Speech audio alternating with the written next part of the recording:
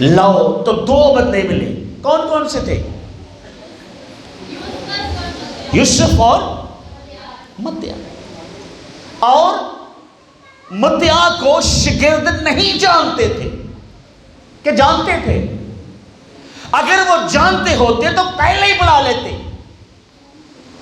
ان کو کیا ضرورت تھی اشتہار دینے کی؟ ڈھونڈو بھئی لبو. اس کا مطلب ہے شاگرد بھی متیع کو نہیں جانتے.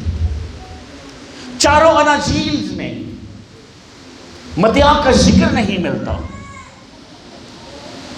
لیکن سچائی یہ ہے کہ متیع جو خدا کا خادم اور پھر 12 شاگردوں میں اس کا شمار ہوتا ہے، اور پھر مکاشفہ کی کتاب میں 24 بزرگوں کے ساتھ برا کی تعریف کر رہا ہے، برا کے تخت کے ساتھ بیٹھا ہوا ہے. کتنا بڑا ریوارڈ خدا نے اس کو دیا ہے، لیکن کوئی نہیں جانتا. نہ شاگرد جانتے ہیں، نہ بہت سارے اور لوگ.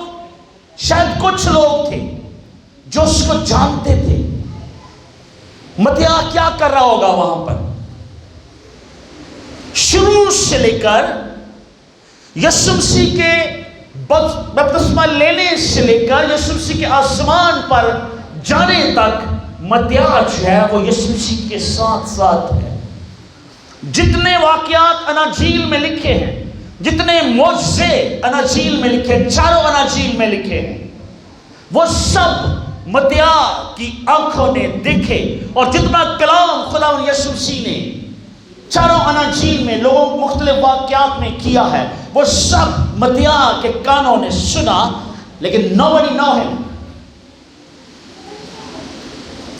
ہمیں کہیں سے یہ پتہ نہیں چلتا کہ کسی جگہ پر بھی متیع نے اپنا نام ظاہر کرنے کی کوشش کی ہو. میں بھی شاگرد ہوں، میں آپ کو یسوع کے پاس لے کر جاتا ہوں، میری یسوع سے بڑی واقفیت ہے.